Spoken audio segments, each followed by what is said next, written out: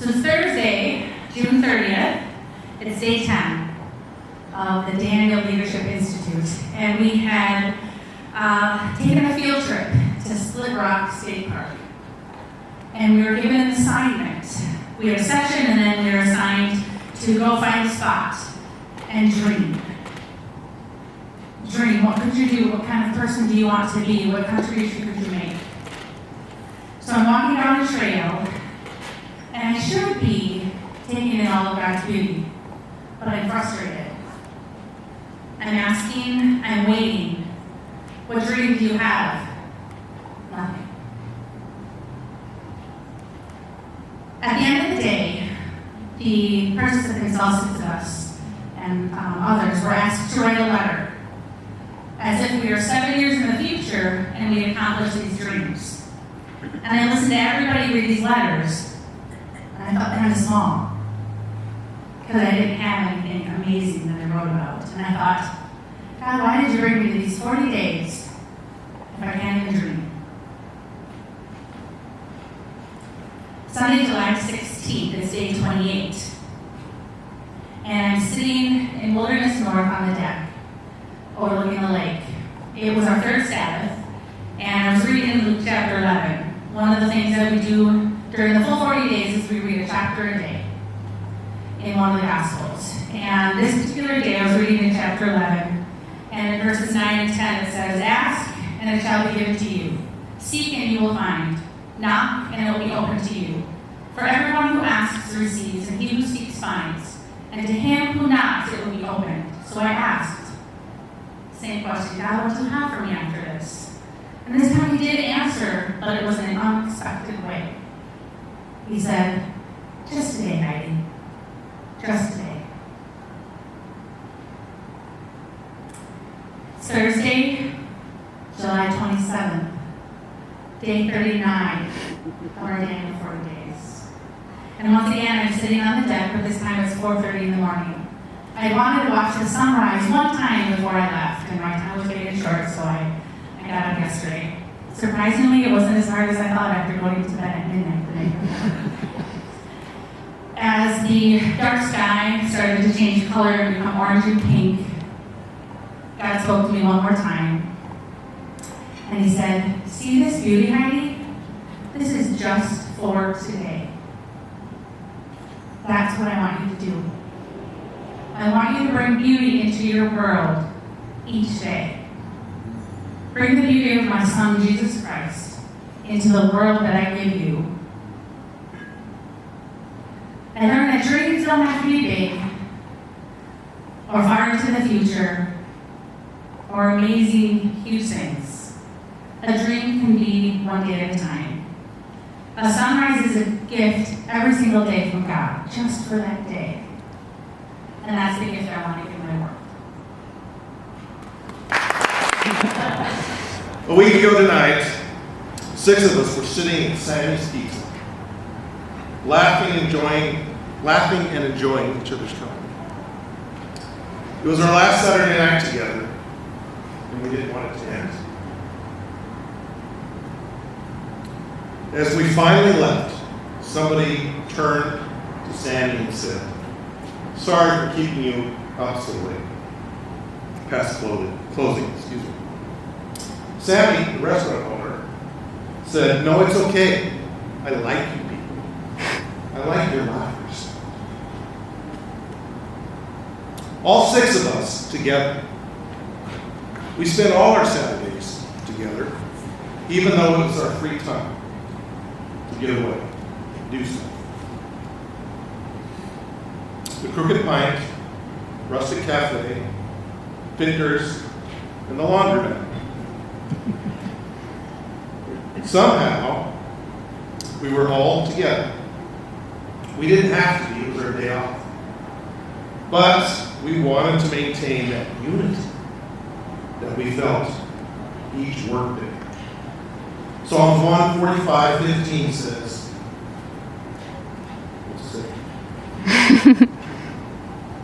says, happy are the people whose God is the Lord. Yesterday, Thursday, was the schmooze asked me What did I get out of 40 days experience? I have to say, there was so much that we learned, i.e. relational skills, disciplining, communication skills, too many to list. A boatload of tools for my ministry toolbox. And a handful of connections, powerful, deep connections that will last a lifetime. The Daniel Leadership Institution has given me a PhD in ministry training that I can use whatever God calls me to do. Amen. Okay, 40 days. 40 days seem like an eternity. When I first started this journey, and I was spending all these 40 days in the beautiful lake, in the woods, while there is snow, I can honestly say that my life has been transformed. Sorry, I'm going to have to read.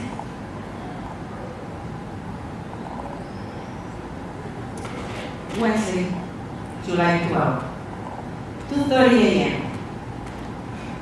I was sound asleep when I was abruptly woken up by the violent swinging of the boat, the sailing boat. This was our second day of our trip.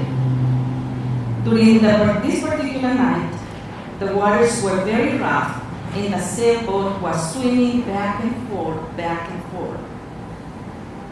And it was so intense at one point that I woke up in a panic. And I just grabbed my life jacket. See, my life jacket had become a friend. I grabbed my life jacket, and all I can do for the rest of the next 2 hours was to pray and to sing worship songs.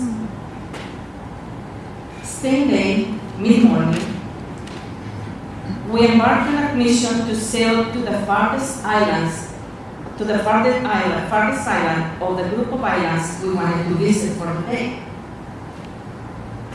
Everything started smooth and peaceful. However, within an hour or so, we found out that it was not that. As we sailed along, the waters were so rough, and my fear was escalating to a new high. The captain, when we got to the island, the captain said, "We cannot stop. We need to turn around." And so we did.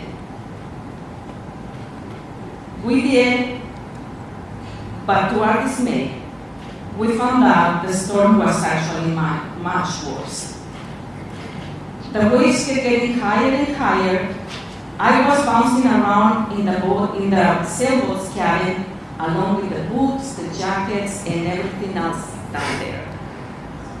Everyone else was on deck, lowering the sails and steering the boat, which was being tossed around like a toy on the water. At least that's what it looked like to me.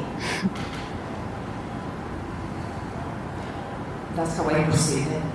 At this point, I was sure we could die at any moment.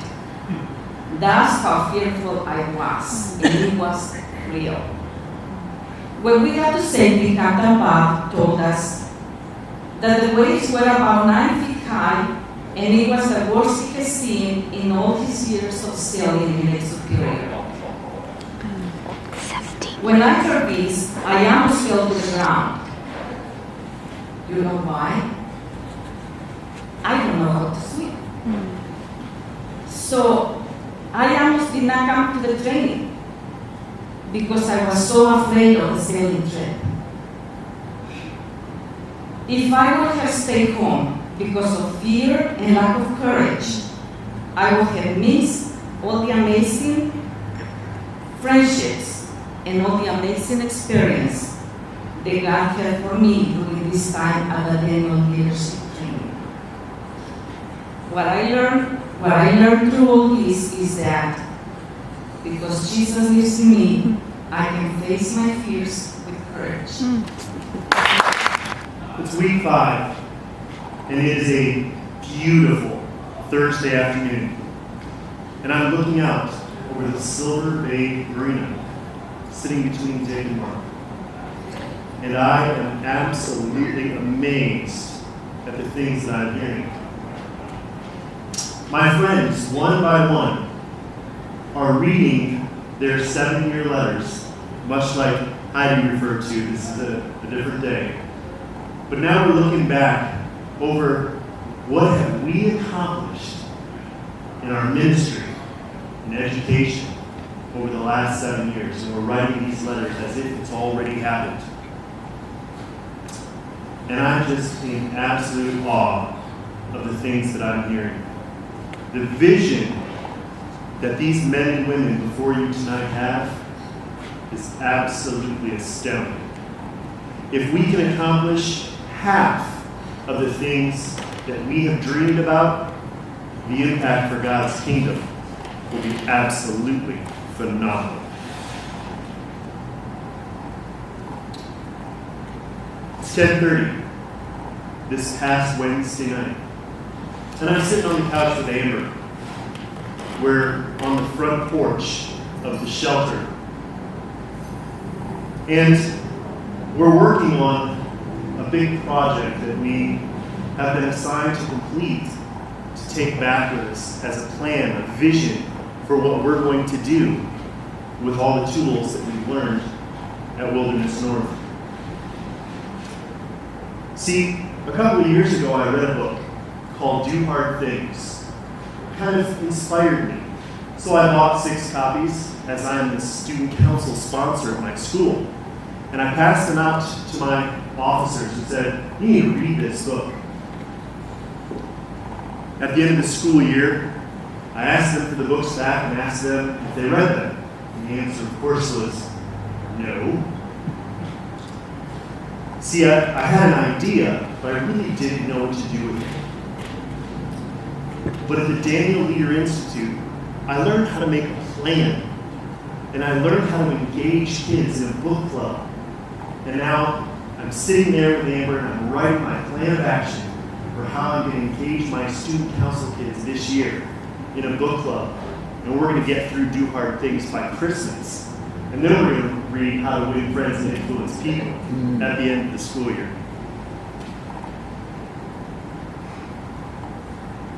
It's a rainy June afternoon in Duluth, and I'm standing in the food court at the mall.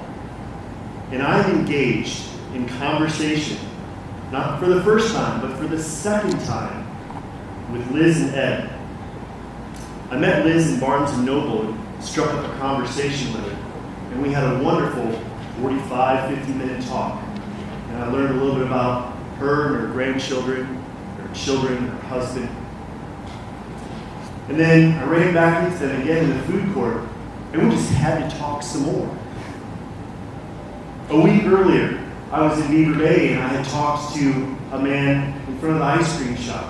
Now, 3 weeks before this, if you had asked me if I would walk up to a complete stranger and talk to them, I would have said, "What are you, nuts?" But through this training, we're challenged to go out and meet people. And as I did that, I have grown in confidence. And that's what I'm taking away from this Daniel Leader Institute. I've grown in confidence and skills in order to finally and truly lead people around me in my life, my family, my colleagues, my student, and my church. And I also learned that meaningful, lasting relationships are formed when you reveal yourselves to others, when they reveal themselves to you. Darkness enveloped me as I walked up the road from the wash house. My only light came from my headlamp. And as I got to the top of the road, there's a hill. We have it at Wilderness North. There's a hill as we walk up from the wash house. And as I got to the top of the hill, where I needed to turn to go down the South Bridge path, I paused. And it occurred to me that I couldn't really see further than a step or two ahead of where I was walking.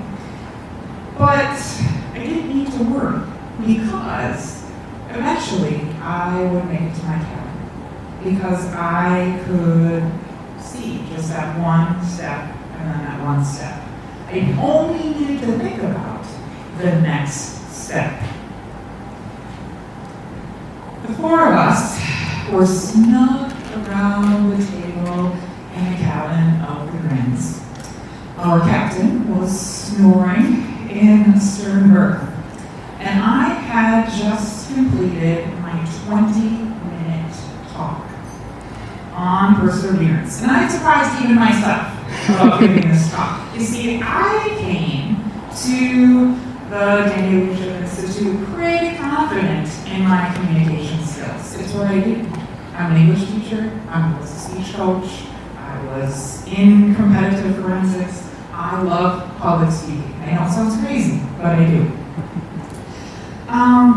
But I had learned earlier an entirely different way of creating a message that could be even more motivating. And sharing the message that I did on perseverance would not have worked in the way that I've always taught my students. I needed to use this new format that I had learned. I am quite confident that this method of speaking will open opportunities for me to inspire and encourage others. Over a year ago, I attended a Daniel weekend, as Dick spoke of earlier.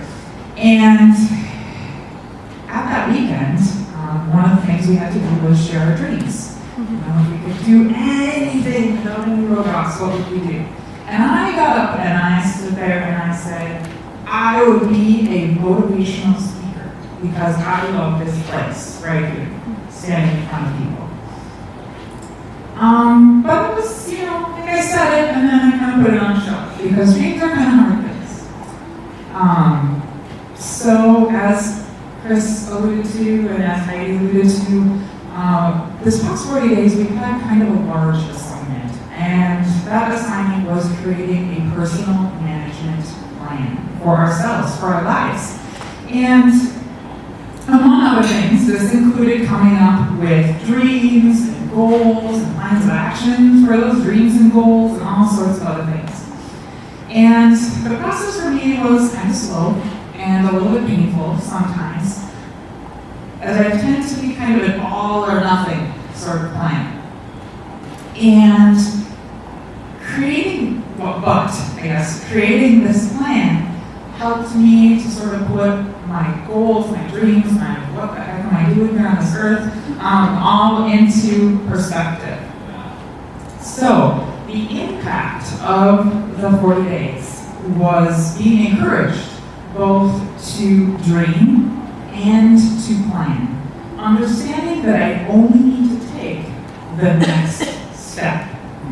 Proverbs 16:9 says, "In his heart a man determines his course, but the Lord determines his steps." It's Tuesday, July 11th, and I was on Lake Superior behind the wheel of a 36-foot sailboat. And I'm learning valuable lessons about sailing and about life. The wind was gusty, the waves were rolling, and the ship was being tossed back and forth, and to and fro, in part due to the waves and the wind, but in part due to the fact that I'm behind the wheel. There's a lot to do when you're sailing. There's a lot to watch, and so there's the telltales on the main mast or the main sail. You got to watch those. You got to watch the wind vane on top. You got to watch the compass. Oh, you're off course here. Turn port. Is that right or left? I'm not sure. And so we're going back and forth. I'm constantly apologizing to my crew members. I'm sorry. And we're being wiped back and forth. And Captain Bob, patient Captain Bob, is sitting there trying to help me out. And finally he says, "Tim, I want you to do this. I want you to look out at a point on the shore. And I want you to point the boat at that point on the shore. And I just want you to keep that boat and that bow heading towards that point on the shore. Just look out." And then he said, "I want you to take it with one hand on the wheels." Because I was making big corrections, drastic corrections. He said, "Just put your one hand on the wheel." making small corrections. Keep focus. Small corrections.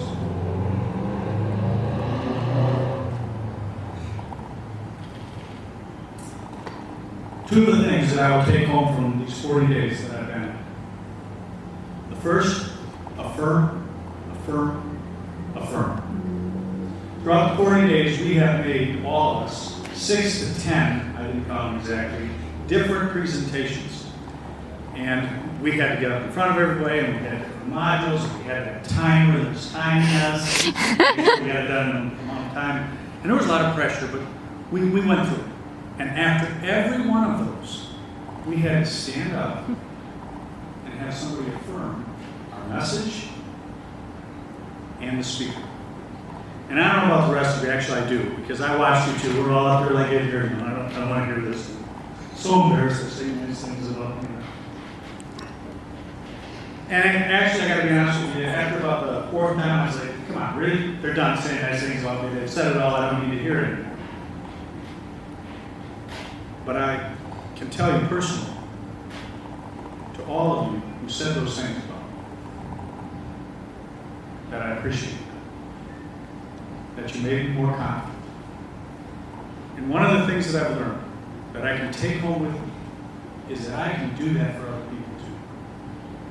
I can do that for my family. I can do that for my students. I can do that for my athletes. I can affirm other people. And that will make them feel more confident and able to serve. In that kind of encouraging environment, I've been reminded and challenged to dream, as we all are, about the ways I can use my position as a teacher and coach to share God's love with my students and colleagues. But not just to dream, but to have plans, specific plans, and to manage my time better. My wife's going to be thrilled to hear about that. The tools and methods I have been taught have given me new vision and confidence. The impact that this 40 days has had is to remind me to focus my attention on following Christ. And through the guidance of the Holy Spirit to make little corrections. So that I can impact my family, my students, and my colleagues for His kingdom.